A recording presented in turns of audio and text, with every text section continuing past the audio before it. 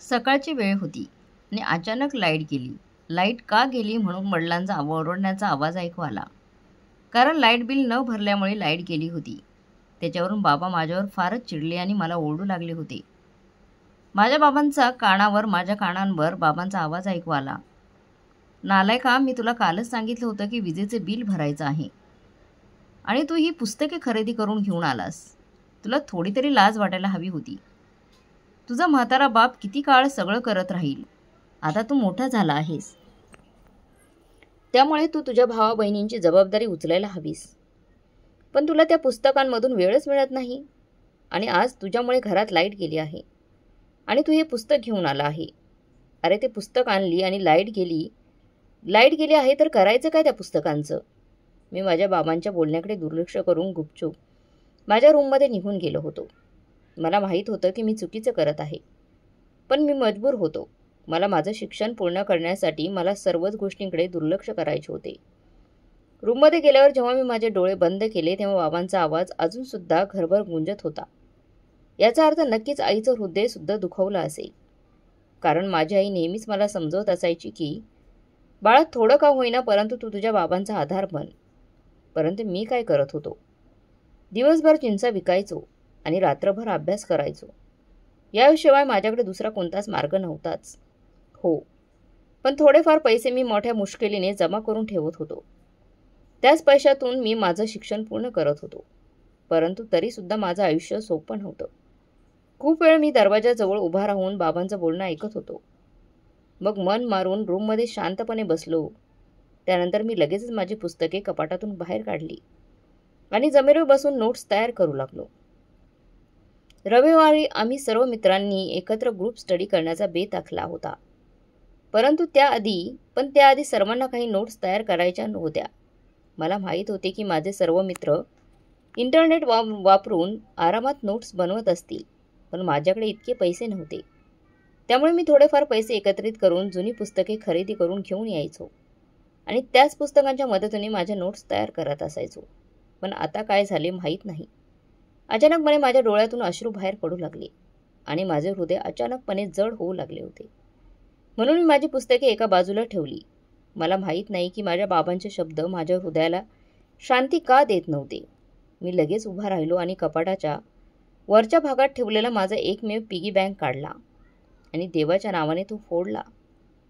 त्यातून सुमारे 800 रुपये निघाले, जे मी जमा करून ठेवले होते आणि त्याच पैशातून मला एक शर्ट खरेदी करायचा होता. खूप दिवसापासून मी हे पैसे थोडे थोडे करून एकत्र करत होतो, पण आता माझ्या कुटुंबाला माझी गरज होती. म्हणून माझे इरादे मागे घेतले. मी ती सर्व पैसे घेतले आणि बाबांच्या खोलीत गेलो. ते अजूनही काळजीत बसले होते. मी त्यांच्या शेजारी जाऊन बसलो आणि त्यांच्याकडे पाहत म्हणालो, मला माहीत आहे की मी तुम्हाला खूप त्रास देतो, पण मला सुद्धा काही अडचणी आहेत. मी दिवसभर खूप कष्ट करतो. मी तुमच्यासाठी दिवसभर काम करतो आणि घरातील चूल पेटवण्यासाठी मदत करतो. पण मी जे काही कमावतो त्या कमाईवर माझाही थोडासा अधिकार आहे ना. मी अजून काहीतरी बोलत असताना बाबा मध्येच म्हणाले, तुझा हा कमनशिबी चेहरा घेऊन माझ्यासमोरून निघून जा. तुझ्या नजरेत तुझे आई बाबा, भाऊ बहीण यांना काहीच किंमत नाही ना. तू घरची चूल पेटवून ठेवण्यासाठी मदत करतोस म्हणून कोणते उपकार करत नाहीस. मी सुद्धा तुला स्वतः उपाशी राहून लहानाचा मोठा केला आहे आणि आजपर्यंत तुझं पालनपोषण करत आहे. चिंचा विकून तू असे किती कमवतोस, त्यामुळे तू अशा प्रकारच्या गोष्टी बोलत आहेस. मी एक दीर्घ श्वास घेतला आणि बाबांचे बोलणे हवेत सोडले, कारण मला त्यांच्याशी असभ्य वागायचे नव्हते आणि माझ्यात ते धाडसही नव्हते. मी माझ्या हातात असलेले पैसे माझ्या बाबांच्या उशीवर ठेवले आणि त्यांच्याकडे पाहत म्हणालो, मी हे पैसे माझ्या शर्टसाठी जमा करून ठेवले होते, पण आता तुम्ही या पैशातून विजेचे बिल भरा. मला शर्ट घेणे एवढं जास्त गरजेचं वाटत नाही. एवढं बोलून मी बाबांच्या रूममध्ये थांबलो नाही, तर लगेचच माझ्या रूममध्ये निघून गेलो. पाठीमागून अजूनही माझ्या बाबांचा आवाज येतच होता. ते मला दोष देत होते. हो, आता तू आमच्यावर उपकार केल्यासारखं बोलत आहेस की मला शर्ट घेण्यासाठी पैसे जमा करून ठेवले होते. नकोत मला हे तुझे 2 कवडी पैसे. तू दिलेले पैसे परत घेऊन जा. परंतु मी आत्तापर्यंत माझ्या रूमचा दरवाजा बंद करून घेतला होता. मी विचार करत होतो की मोठं होणं हे त्या काळी मोठं होणं त्या कोणत्याही व्यक्तीसाठी एक खूप मोठं दुःख असतं. मोठ्या मुलाचं दुःख, त्याच्या वेदना आणि त्या कोणत्या त्रासातून जात आहे, तो काय सहन करत हे कोणालाही समजत नाही. मी बराच वेळ जमिनीवर बसून याचा विचार केला. मग मी मान झटकली आणि पुन्हा माझ्या पुस्तकांवर नजर टाकली. आता मी जेवढं माझ्या कुटुंबासाठी करत होतो ते या वेळेला कमीच होते. त्यामुळे मला अजून मेहनत करायची होती आणि माझ्या कुटुंबाला सर्व सुख सुविधा देण्याचा प्रयत्न करायचा होता, ज्याचे ते सर्व हकदार होते. हा सर्व विचार केल्यानंतर मी खूप वेळ नोट्स बनवण्याचा प्रयत्न करत होतो, परंतु आज माझे डोके अजिबात काम करत नव्हते. मला एवढं दुःख झालं होतं की मी ते दुःख शब्दामध्ये व्यक्त करू शकत नव्हतो. शेवटी मी माझी सर्व पुस्तके बंद करून बाजूला ठेवली आणि अंथरुणावर पडलो. तेव्हा माहीत नाही का पण माझ्या डोळ्यातून अश्रू आपोआपच बाहेर पडू लागले होते. म्हणतात ना, गरिबी माणसाला तोडते, आणि आज गरिबी माझ्या हृदयामध्ये खंजीरप्रमाणे प्रहार करत होती. आजची रात्र संपूर्ण रडण्यात गेली, पण मी माझे दुःख कोणासोबतही शेअर केलं नाही किंवा कोणासमोर अश्रू ढाळले नाही. पण एकटेपणा मला गिळंकृत करण्यासाठी धावत होता. पहाटे 4च्या सुमारास मी माझ्या आत वाढणारी अस्वस्थता शांत करण्यासाठी मी एक दीर्घ श्वास घेतला आणि बाथरूममध्ये जाऊन आंघोळ केली. काही वेळाने सकाळी रामनामाच्या जपाचे आवाज येऊ लागले. मी लगेचच बाहेर आलो. पूजा संपताच मी प्रार्थनेसाठी उभा राहिलो आणि माझे दोन्ही हात देवासमोर जोडले आणि माझ्या देवाला उद्देशून म्हणालो, सर्व जगाच्या देवा आणि माझ्या प्रिय देवा, माझ्याकडे काहीही नाही. देवा, तुला माझ्या हृदयाबद्दल सर्व काही माहीत आहे. मी माझ्या कुटुंबाशी किती निष्ठावान आहे. हे देवा, त्यांच्या सर्वांच्या हृदयात माझ्याविषयी दया उत्पन्न कर आणि माझं आयुष्य सरळ बनव. त्याचप्रमाणे माझ्या रोजरोटीमध्ये भरभराट होऊन मला या कठीण परिस्थितीमधून बाहेर पडण्याची शक्ती दे. देवा, मला यशस्वी व्हायचं आहे. मी माझ्या परीक्षेत पास होऊ इच्छित आहे. त्यासाठी मी खूप प्रामाणिक प्रयत्न करून मेहनतसुद्धा घेत आहे. फक्त तुझी कृपादृष्टी माझ्यावर राहू दे. मला फक्त तुझ्या कृपादृष्टीची आशा आहे. मी खूप वेळ चटईवर बसून देवाची प्रार्थना करत होतो. त्यावेळी कितीतरी वेळ माझ्या मनामध्ये हा प्रश्न आला की हे देवा, हे सर्व माझ्यासोबतच का घडत आहे? मी प्रत्येकासाठी काही ना काही करण्याचा प्रयत्न करत आहे, पण एवढं करून सुद्धा मला त्याच्या बदल्यात कोणाकडूनच प्रेम का मिळत नाही? असे मी देवासमोर बोलणारच होतो, परंतु माझ्या तोंडातून हे शब्द बाहेर न पडता अचानकपणे ओठातून, देवा, तुझ्या अस्तित्वाबद्दल तुझे खूप आभार. तू मला सर्व काही दिले आहेस. आता फक्त तुझी कृपादृष्टी माझ्यावर राहू दे. तू एवढंच माझ्यावर दया कर. असे शब्द माझ्या तोंडातून बाहेर पडले. खूप वेळ देवासमोर बसून त्याची प्रार्थना केल्यानंतर मी पुन्हा एकदा माझी पुस्तकं बाहेर काढली. मला माझा वेळ वायाला घालवायचा नव्हता, म्हणून मी लगेचच अभ्यासाला लागलो. आता सकाळचे 9 वाजले होते. तेव्हा मी माझा अभ्यास थांबवला आणि बाहेर येऊन माझी सायकल कपड्याने स्वच्छ करू लागलो, कारण मला थोड्याच वेळात चिंचा विकण्यासाठी बाहेर पडायचे होते. मी अजूनही सायकल स्वच्छ करत होतो. तेवढ्यातच अचानकपणे बाबा माझ्याजवळ आले आणि मी रात्री त्यांना जे पैसे दिले होते ते पैसे त्यांनी माझ्या तोंडावर फेकून दिले. तेव्हा मी घाबरतच त्यांच्याकडे पाहू लागलो. तेव्हा बाबा म्हणाले, तुला रात्री सांगितले होते ना की मला हे पैसे नको आहेत, तरीसुद्धा हे पैसे तू माझ्या उशीवर ठेवून का निघून गेलास? मला तुझे उपकार नकोत. तुला माझी जेवढी बेइज्जती करायची होती तेवढी तू केली आहेस. आता हे पैसे ठेवा आणि स्वतःचं पोट स्वतःच भर. आता तुझे माझ्यासोबत कोणतेही नाते राहणार नाही. मी माझ्या छोट्या मुलांचे पालनपोषण करेल. बाबांचे असे बोलणे ऐकल्यानंतर मी लगेचच म्हणालो, बाबा, तुम्हाला काय झालं आहे? मी तर तुम्हाला काहीच म्हणालो नाही. फक्त मी ते पैसे शर्ट घेण्यासाठी जमा करून ठेवले होते. ही एकच गोष्ट तुम्हाला सांगितली आणि जे होते ते खरे सांगितले. तरीसुद्धा तुम्ही विनाकारण माझ्यावर रागवत आहात. आता मी पुढे काही बोलणार त्या अगोदरच बाबांनी माझ्या कमरेमध्ये एक जोरात लाथ घातली आणि म्हणालो ना, गप्प बस, नाहीतर चामडी काढेल. बाबांचे असे बोलणे ऐकल्यानंतर मी एकदमच शांत झालो. खरं तर माझ्या कमरेमध्ये वेदना होत होत्या, तरीसुद्धा मी माझं तोंड बंद ठेवले होते. गुपचूप ते पैसे उचलून खिशामध्ये ठेवले आणि पुन्हा कपड्याने सायकल स्वच्छ करू लागलो. सायकल स्वच्छ केल्यानंतर मी घरामध्ये आलो, पण मला विनाकारण घरामध्ये कोणत्याही प्रकारचा वाद घालायचा नव्हता. मला खूप त्रास होत होता, परंतु मला त्रास होत आहे हे मी माझ्या चेहऱ्यावरून कोणाला समजू नये म्हणून चेहऱ्यावर सतत हास्य ठेवले होते. गरमीचे दिवस असल्या कारणाने पूर्ण शरीरामध्ये वेदना होत होत्या, परंतु मी माझ्या शरीरामध्ये होणाऱ्या वेदनांकडे दुर्लक्ष करून चारही बाजूने फिरून चिंचा विकण्याचं काम करत होतो. आज देवाची कृपा झाली होती की माझे नशीब चांगले होते माहीत नाही, परंतु माझी आज खूप चांगली कमाई झाली होती.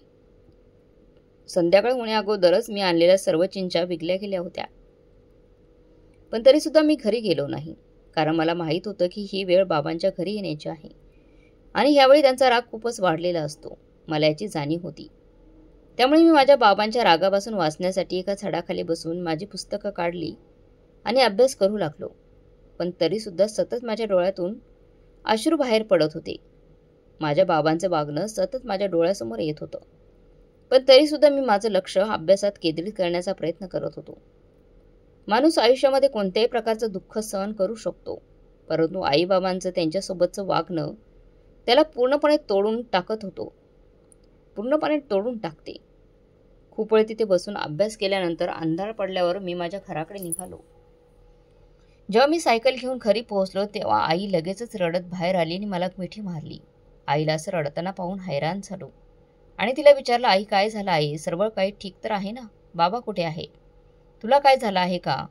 माझं असं बोलणं ऐकून आई म्हणाली, तू वेळ पाहिलीस का? किती वाजले आहेत? तुझ्या आईचा जीव अटकला होता, तुला माहीत आहे का? जेव्हा तू वेळेवर घरी येत नाहीस तेव्हा माझी काय अवस्था होते? मला काय माहिती की सकाळी तुम्हा बापलेकांमध्ये काय झालं होतं?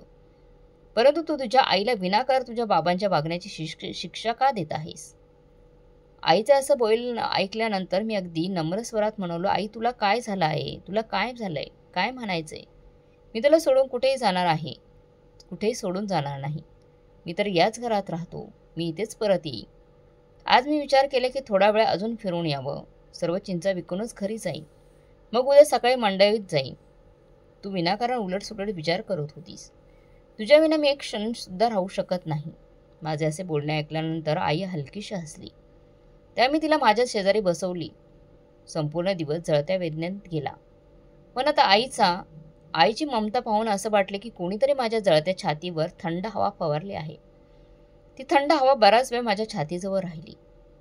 ती मला खूप काही सांगत होती. मग खाटेवर बसवली आणि म्हणाली, थांब, मी तुझ्यासाठी जेवण वाढते. माझा मुलगा उपाशी असेल. एकतर तुझ्या बाबांनी नेहमीच तुझ्या मागे लागलेले असतात. काल जेव्हा तू वीज बिल भरण्यासाठी पैसे दिले होतेस तेव्हा त्यांनी त्या पैशातून लाईट बिल भरायला हवं होतं. पण विनाकारण गोंधळ ही त्यांची जुनी सवय आहे. आधी ते तुझ्या काकांच्या मागे लागायचे आणि आता त्यांनी तुला पकडलं आहे. आईचं बोलणं ऐकून माझ्या चेहऱ्यावर हलकंसं हास्य आले. आणि बाबांचं एकमेकांबरोबर खूपच कमी पटत असायचं, कारण जे एकमेकांवर खूप प्रेम करत असायचे. जर दोघांपैकी एकाला थोडा जरी त्रास झाला तरी ते लगेचच दुसरा तडफडत असायचा. जणू काही त्यांचे आत्ताच प्रेम झाले आहे. खूप वेळ झाला आई माझ्यासोबत इकडच्या तिकडच्या गोष्टी बोलत होती. मग तिने स्वतःच्या हाताने मला जेवण भरवण्यास सुरुवात केली. आयुष्यात जरी संपूर्ण जग तुमच्या विरोधात गेलं ना, तरी आई नेहमीच तुमच्या पाठीशी उभी राहते. ही म्हणतात ते काही खोटं नाही. थोड्या वेळाने मी तिच्या कपाळाचे चुंबन घेतले आणि उभा राहिलो. आता माझा मूड सुधारला होता. माझा आता अभ्यास करण्याचा हेतू होता. मी ठरवले होते की मी आजचा माझ्या नोट्स पूर्ण करेन, कारण 2 दिवसानंतर आम्ही सर्व मित्र अभ्यास करण्यासाठी एकत्र भेटणार होतो. जर माझ्या नोट्स पूर्ण झाल्या नाही तर विनाकारण मला माझ्या मित्रांचे बोलणं ऐकावं लागेल आणि मला असं बोलणं ऐकण्याची सवयच नव्हती. म्हणून मी माझ्या रूममध्ये गेल्यावर दरवाजा बंद केला आणि पाठीमागची खिडकी उघडली. मग पुन्हा एकदा मी जमिनीवर बसलो आणि माझा अभ्यास करण्याचे काम सुरू झाले. वेळ हळूहळू पुढे सरकत चालली होती. आता जवळपास रात्रीचे 3 वाजले होते. तोपर्यंत मी अभ्यास करत होतो. मग मी माझी पुस्तके बंद केली आणि बाजूला ठेवली, कारण मला सकाळी 6 वाजता उठून भाजी मंडईमध्ये जायचे होते. त्यानंतर मी अंथरुणावर पडल्याबरोबरच माझा कधी डोळा लागला मला समजलं नाही. मी सर्व विचार आणि वेदना विसरून शांतपणे झोपी गेलो. जेव्हा सकाळी आईने आवाज दिला तेव्हा माझे डोळे उघडले. आईच्या आवाजाने मी लगेचच उठलो आणि घड्याळाकडे पाहिले तेव्हा माझी तारांबळ उडाली, कारण घड्याळामध्ये 7 वाजले होते. या वेळेला तर मी भाजी मंडईत असायला हवं होतं. मी पटपट हातपाय धुतले आणि बाहेर आलो. आई नाश्ता तयार करत होती, परंतु माझ्याकडे एवढा वेळ नव्हता की मी नाश्ता करू शकेन. आईला आवाज देऊन मी लगेचच भाजी मंडईमध्ये जाण्यासाठी निघालो. जवळपास अर्धा तास गाडी चालवल्यानंतर मी भाजी मंडईमध्ये पोहोचलो. मला तिथे पोहोचण्यासाठी खूप उशीर झाला होता, म्हणून चांगल्या प्रतीच्या चिंचा अगोदरच विकल्या गेल्या होत्या. तरीसुद्धा मी मनावर दगड ठेवून थोडेफार चिंचा, पेरू खरेदी केले आणि मनाशी ठरवलं की उद्या पुन्हा येऊन अजून चांगल्या प्रतीच्या चिंचा खरेदी करण. कारण आत्ताच अशा प्रकारच्या चिंचा खरेदी करून त्यांची विक्री करणं म्हणजे एक प्रकारचं स्वतःचं नुकसान करण्यासारखेच होते. साधारण 9 वाजायच्या आसपास मी भाजी मंडईमधून पुन्हा घरी आलो होतो. यावेळी मला खूप वाईट वाटत होतं, कारण माझा खूप वेळ तिकडे निघून गेला होता. त्यामुळे मी आता इतर कोणत्याही कामात वेळ वाया न घालवता लगेचच सायकल घेऊन चिंचा विकण्यासाठी बाहेर पडलो.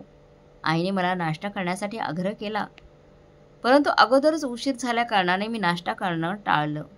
जेव्हा मी गल्ल्यांमधून चिंचा विकण्यासाठी जात होतो तेव्हा खूप सारे लोक माझ्याकडे तक्रार करू लागले होते की कधीपासून ते माझ्या येण्याची वाट पाहत होते. मी चिंचावर तिखट मीठ लागून त्यांची विक्री करत असायचो. त्यामुळे सकाळी स्कूलमध्ये जाणारी मुलं आवडीने चिंचा खाऊन स्कूलमध्ये जात असायची. परंतु आज मला उशीर झाल्या कारणाने माझं खूप नुकसान झालं होतं, कारण मुले शाळेत गेली होती. म्हणून मला अपेक्षित तेवढ्या चिंचांची विक्री झाली नव्हती. शेवटी मी माझी सायकल एका स्कूलसमोर उभी केली होती. मनात इच्छा होती की स्कूलची सुट्टी झाल्यानंतर मुले चिंचा खरेदी करतील आणि असेच घडावे. यासाठी मी देवाकडे मनोमन प्रार्थनासुद्धा करत होतो. त्यानंतर थोड्याच वेळात स्कूलची सुट्टी झाली होती. परंतु काहीच मुलांनी चिंचा खरेदी केल्या. बाकी इतर मुले चिंचा खरेदी न करताच निघून गेले. त्यामुळे आजचा दिवस माझ्यासाठी खूप विचित्र राहिला, कारण माझी चांगली कमाई झाली नव्हती. परंतु तरीसुद्धा मी कोणत्याही प्रकारची तक्रार केली नव्हती. असे करताना सुद्धा देवाचे कोणता ना कोणता हेतू नक्कीच असेल असा मी मनोमन विचार केला. परंतु आज मला हे माहीत होतं की माझ्यावर कोणत्याही प्रकारची आपत्ती येणार नाही. कोणत्या प्रकारची आपत्ती येणार आहे? जेव्हा मी घरी पोचलो तेव्हा घरामध्ये पूर्णपणे अंधार होता. घरात लाईट नसल्या कारणाने बाबा खूप रागात होते. घरामध्ये पाऊल ठेवल्याबरोबर त्यांचा कर्कश आवाज माझ्या कानावर पडला. ते म्हणाले, तुला किती वेळा सांगितलं आहे की विजेचे बिल भर, परंतु नाही, तू आम्हाला बरबादच करणार आहेस. यावेळी मी माझ्या बाबांकडे हैराण होऊन पाहिले. मन करत होते की त्यांना उत्तर द्यावे. मी म्हणालो तेव्हा मी तुम्हाला पैसे दिले होते तेव्हा तुम्ही ते पैशातून बिल का भरले नाही? मग आता विनाकारण नको त्या गोष्टी बोलण्यात काय अर्थ आहे? परंतु मी गुपचूप बिल उचलले आणि दुकानाकडे निघालो. बिल भरल्यानंतर जेव्हा मी परत आलो तेव्हा बाबा वायरमनकडून मीटरमध्ये लाईन जोडून घेत होते, जे थोड्या वेळापूर्वी ते लोक कट करून गेले होते. मी स्वतःला शांत ठेवत आईकडे पाहिलं आणि तिला म्हणालो, मला खूप भूक लागली आहे. सकाळपासून मी काहीच खाल्लं नाही, फक्त 2 पेरू खाल्ले आहेत. तू मला जेवायला वाढ. हे ऐकून आई बेचैन झाली आणि म्हणाली, सकाळी तुला किती वेळा थांबवलं, परंतु तुला माझं कोणतंच बोलणं समजतच नाही. आईचं तर तुला काही काळजीच नाही. तिचं म्हणणं ऐकून मी हलकेच हसलो आणि म्हणालो, तुझीच तर काळजी आहे, नाहीतर मी या घरात का राहीन? एवढं बोलून मी तिथून माझ्या रूममध्ये निघून गेलो. पाठीमागून बाबाच्या ओरडण्याचा आवाज येतच होता, परंतु आता मी शांत झालो होतो. रात्रभर मी मन लावून अभ्यास केला, परंतु दुसऱ्या दिवसापासून मी निश्चित वेळेवर जाऊन चिंचा खरेदी केल्या, जेणेकरून मला चिंचा भेटतील. रविवारी सकाळी बाबांनी मला रागाने अडवलं. कुठे जात आहेस? पुस्तके उचलून सायकल घेऊन निघ. परंतु आज मी कोणाचंही म्हणणं ऐकू शकणार नव्हतो, कारण की मला आज कंबाईन स्टडी करायसाठी जायचं होतं, जेणेकरून माझा जास्त अभ्यास होईल. कंबाईन स्टडीचा अर्थ असतो खूप काही शिकणं. त्या गोष्टी ज्या श्रीमंत मुले ट्युशन मध्ये जाऊन शिकतात, मी त्यांच्याकडून मदत घेऊ शकत होतो आणि मला एवढी मोठी संधी हातातून घालवायची नव्हती. जर माझ्याजवळ पैसे असते तर मी कधीच संयुक्त स्टडीसाठी गेलो नसतो. मी माझ्या कामावरच केलं असतो. परंतु आता मला माझा वेळ कंबाईन स्टडीमध्ये घालवायचाच होता. जेव्हा मी माझ्या मित्राच्या घरी पोहोचलो तेव्हा सगळ्यांनी मला खूप इज्जत दिली. कुणी मला गरीब म्हणून हकललं नाही. भले ते श्रीमंत होते, परंतु त्यांच्यामध्ये माणुसकी होती. ते मालक कमीपणा दाखवत नव्हते. आम्ही खूप वेळ अभ्यास केला आणि त्यानंतर दुपारी जवळपास 3 वाजता मी घरी परत आलो. घरी येताच बाबांनी मला शिवीगाळ करण्यास सुरुवात केली. कुठे भटकत होता दिवसभर? तुला घराची काही चिंता आहे की नाही? कित्येक लोक दरवाजावरून परत निघून गेले की आज चिंचा विकणारा आला नाही. अशा पद्धतीने गोष्टी बिघडतात. परंतु मी काहीच म्हणालो नाही. एका क्षणासाठी मनात विचार आला की बाबांना सांगून टाकावं की माझं ध्येय काय आहे आणि मी कुठून आलो आहे. परंतु मला माहीत होतं की त्यांना सांगणं म्हणजे आपल्याच पायावर कुऱ्हाड मारण्यासारखं आहे. म्हणून मी गप्प राहिलो. आता मी जाऊन मौन व्रत धारण केलं होतं. काही बोलण्याने माणसाची फक्त इज्जत कमी होते. त्यामुळेच मी शांतपणे जीवन व्यतीत करण्याचा संकल्प केला होता. वेळ खूप वेगाने सरकत होता. बाबा आता शांत राहू लागले होते. ते सुद्धा मला जास्त काही बोलत नव्हते, कारण की आता मी वेळेवर पैसे सुद्धा त्यांना देत होतो आणि माझ्या शिक्षणासाठी पैसे सुद्धा बाजूला काढत होतो. हे तर देवाचे खूप खूप उपकार आहेत की मला शिष्यवृत्ती सुद्धा मिळाली होती. जर मला शिष्यवृत्ती मिळाली नसती तर कदाचित मी माझं शिक्षण पूर्ण करू शकलो नसतो आणि स्पर्धा परीक्षेमध्ये भाग घेऊ शकलो नसतो. मला सिव्हिल परीक्षा द्यायची होती, परंतु त्यासाठी सुद्धा खूप जास्त अभ्यास करावा लागतो. 1 महिनाभराने माझी परीक्षा होती. आता स्पर्धा परीक्षा खूपच कठीण झाली होती. एकत्रित अभ्यास संपला होता. आम्ही एकत्र अभ्यास करायचो, पण आता ती पद्धतही बंद झाली होती. मी आता खूप तणावात होतो, कारण कंबाईन अभ्यासाने मला खूप मदत मिळत होती. माझ्याकडे एवढे पैसे नव्हते की मी महागडे ट्युशन घेऊ शकेल. माझे मित्र ट्युशनला जात होते. त्यांच्या मदतीने मला चांगल्या नोट्स मिळत होत्या आणि बऱ्याच गोष्टी समजून घेण्यासाठी सुद्धा संधी मिळत होती. माझ्या चेहऱ्यावरील काळजी पाहून माझी आई माझ्या शेजारी येऊन बसली. मी एकदम गप्प व्हरांड्यात बसून शून्यात पाहत होतो. आई माझ्याकडे पाहत म्हणाली, काय झालंय का? तू खूप काळजीत दिसत आहेस रे. तुझे बाबा म्हणत होते की तू आता खूप शांत झाला आहेस. काही अडचण असेल तर तू आईला सांगू शकतोस बाळा. तिचं बोलणं ऐकून मी थोड्याशा दबलेल्या आवाजात म्हणालो, मला इंटरनेटची गरज आहे. एक मोबाईल फोन हवा आहे. तुला माहीत आहे माझी परीक्षा 1 महिन्याने आहे आणि माझ्याकडे अभ्यास करण्यासाठी कोणतंही साधन नाही. आधी काही अभ्यास कंबाईन अभ्यासाद्वारे होत होता, परंतु आता ते देखील बंद झालं आहे. कारण सगळं म्हटलं की आता ते आपापल्या अभ्यासावर लक्ष देतील. जेवढा एक सोबत अभ्यास करायचा होता तेवढा करून झाला आहे. आई, जर मी या परीक्षेत यशस्वी झालो तर तुला माहीत नाही की मी किती प्रगती करेन आई. माझं बोलणं ऐकून आईने माझ्याकडे पाहिले आणि विचारले, मोबाईल फोन घेण्यासाठी किती पैसे लागतात? मी हळू आवाजात म्हणालो, थोडा ठीकठाक अगदी चांगला जुना मोबाईलही 1000 रुपयांपेक्षा कमी किमतीचा नसतो आणि माझ्याकडे तेवढेही पैसे नाहीत. मी उद्यासाठी चिंचाही विकत घेतल्या आहेत. आता मी ते विकीन आणि मगच मी नवीन चिंचा खरेदी करू शकेल. माझं ऐकून आईने माझ्याकडे पाहिलं आणि म्हणाली, जर तू परीक्षा उत्तीर्ण झालास आणि तुला चांगली नोकरी मिळाली तर तू माझे पैसे मला परत करशील का? तिचे ते शब्द ऐकून मी अचानक तिच्याकडे पाहिले. अचानक तिने तिचं पाकिट काढलं आणि मला 2000 रुपये देत म्हणाली, मला आजची भिशी लागली आहे. मी हे पैसे तुझ्या वडिलांच्या नकळत गोळा केले होते, पण आता तू हे ठेव आणि एक चांगला मोबाईल फोन घे आणि हे कोणालाही सांगू नकोस. विशेषतः तुझ्या बाबांना तर चुकून सुद्धा सांगू नकोस. मोबाईल फोन जपून वापर आणि रात्री अभ्यास कर. माझी सुद्धा खूप मोठी इच्छा आहे की माझा मुलगा पुढे जावा. मी तुला असे चिंच विकताना नाही बघू शकत. मी आणि तुझ्या वडिलांनी स्वतःचं तर शिक्षण पूर्ण केलं नाही, परंतु माझी इच्छा आहे की तू खूप पुढे होऊन मोठं व्हावं, जेणेकरून तुझे धाकटे भाऊ आणि बहीणही यशस्वी होतील. आईचं बोलणं ऐकून माझ्या डोळ्यात पाणी आलं. हे 2000 माझ्यासाठी खूप मौल्यवान होते, पण माझं मन ते स्वीकारण्यास तयार नव्हतं. जर मी नापास झालो तर माझ्या आईचे पैसे वायाला जातील अशी भीती मला वाटत होती. मी पैसे परत करण्याचा निर्णय केला होता, पण आईने नकार दिला. माझ्याकडे बघत ती म्हणाली, जर मी हे पैसे ठेवले तर ते घर खर्चावर खर्च होतील. तू कमीत कमी मोबाईल फोन घेऊन ये, म्हणजे तुझ्या समस्या थोड्या कमी होतील. मी थोडा वेळ विचार केला आणि मी लगेचच ठरवलं की मी हे पैसे ठेवणार. जर मी अयशस्वी झालो तर मी हळूहळू माझ्या आईला पैसे परत करेन. असा विचार करत मी मोबाईल मार्केटमध्ये निघालो. मला एक चांगला मोबाईल मिळाला. जरी तो थोडा स्वस्त होता तरी तो माझ्यासाठी उपयुक्त होता. मी माझ्या शेजाऱ्याकडून वायफाय पासवर्ड घेतला आणि माझ्या रूमचा दरवाजा लावून अभ्यास सुरू केला. माझ्याकडे फक्त 1 महिना होता आणि 1 महिन्यात मला खूप काही बदलायचं होतं.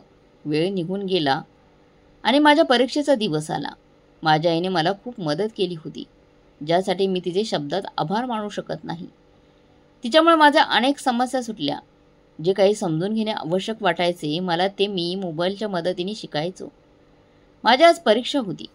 हृदयाचे ठोके सामान्यापेक्षा खूपच वेगवान होते. आईला भेटल्यानंतर मी परीक्षा केंद्राकडे निघालो.